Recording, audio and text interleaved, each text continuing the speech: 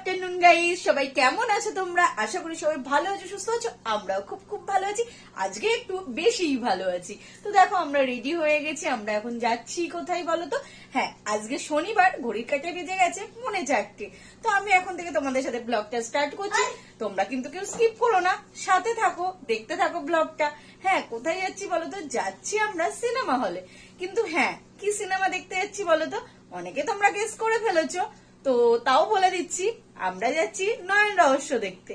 তো এই দেখো আমাকে সারাকে তোমরা দেখতেই পারবে আর সাথে কিন্তু তোমাদের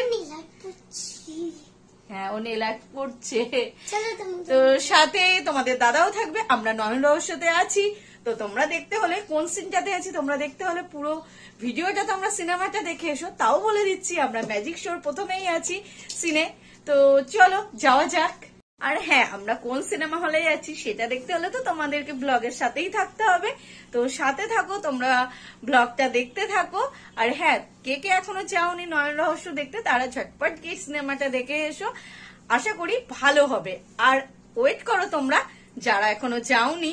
আমি সিনেমাটা দেখে এসে তোমাদের সাথে শেয়ার করবো ব্লগটার সাথে তো চলো স্কিপ করো না ভিডিওটার সাথে থাকো আর সত্যি খুব ভালো লাগছে সিনেমা হলে যাচ্ছি অনেকটা আশা নিয়েছে আমাদেরকে দেখতে পারবো কারণ অনেকেই দেখে এসে বলছে তোদেরকে দেখতে পেরেছি তো এটা বেশ ভালো লাগছে আর সব থেকে ভালো লাগছে কি বলতো অনেকেই আগে ব্যঙ্গ করে বলতো সবসময় তো ফোনেই দেখতে পাই তোমরা তো সেলিব্রিটি তো এখন সত্যিই বলতে পারি ছোট আর্টিস্ট হলেও জুনিয়র আর্টিস্ট হলেও বলতে পারি হ্যাঁ আমরা সেলিব্রিটি কারণ এত বড় একটা পরিচালকের ফেলুদা ছবিতে নয়ন রহস্যতে মা মেয়ে মুখ দেখাতে পেরে তো ভীষণ হ্যাপি তো চলো সত্যিই আমরা সেলিব্রিটি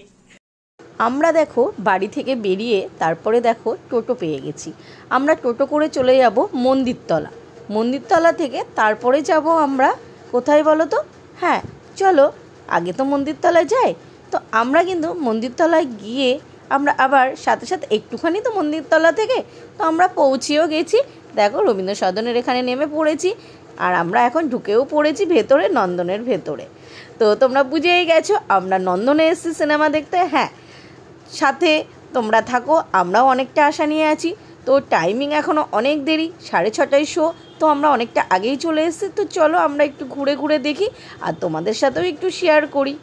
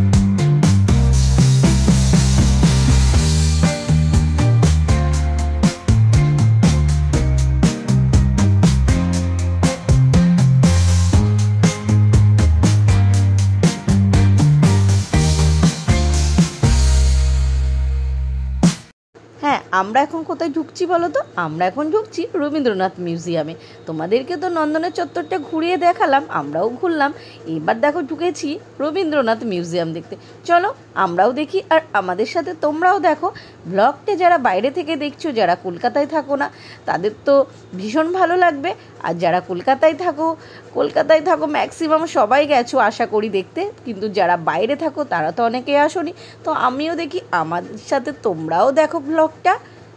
আশা করি তোমাদের খুব ভালো লাগবে।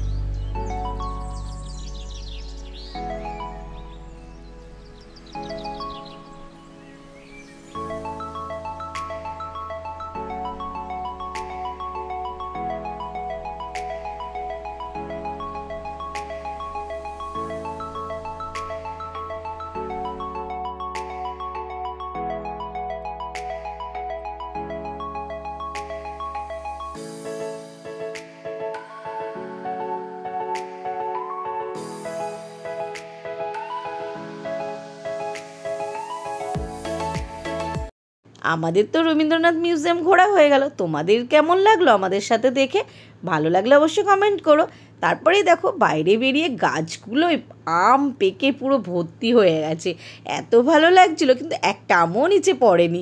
এত শক্ত আমের বোটা। আমরা দেখো সিনেমা হলে ঢুকে পড়েছি, এবার তো সিনেমা দেখবো। তো সিনেমা দেখে আমরা বেরিয়ে পড়েছি, বেরিয়ে এখানে দেখো এবার একটু আমরা নিয়ে নেব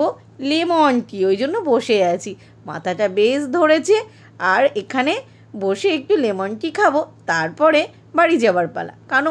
অনেকটা রাত হয়ে গেছিলো। এই দেখো লেমন টি নিয়ে নিয়েছি, ঢোকার আগে একবার খেয়ে নিয়েছি, আবার বেরিয়ে একবার খেয়ে নিয়েছি। এই গরমে কিন্তু চা খাওয়া কিছু কম নেই। আর হ্যাঁ, এই লেমন টিটা না দারুণ বানিয়েছিল ওই কাকুটা, যে মনে হচ্ছিল বারবার খায়। এইদিকে সারাও খেয়েছিল, খেয়ে তার জিভটা গেছে পুড়ে, দেবো না কিন্তু বায়না, ও চা খাবেই লেমন টি, তো খেয়ে ব্যাস জিভটা একটু পুড়ে গেল, তো ঠিক আছে তাও খাবে। এবার তারপরেই দেখো বায়না, এই যে শাল পাতার সেপাই নেবে, আর বায়নার থেকেও আমার মনে হলো দেখেই কিনে দিই, কেননা এগুলো এখন দেখাই যায় না। আমরা ছোটোবেলায় খুব খেলেছি, আর ও খেলবে না সেটা তো হয় না, চোখের সামনে দেখতে পেলাম। তো শাল পাতার সেপাই কিনে নিয়ে এবার বাড়ি ফেরার পালা। আমরা ময়দানে নেমে তারপরে আইসক্রিম খেয়ে আর একটু চাউমিন নিয়ে আমরা বাড়ি চলে এলাম। ব্লগটা ভালো লাগলে লাইক কমেন্ট শেয়ার করে দিও, টাটা।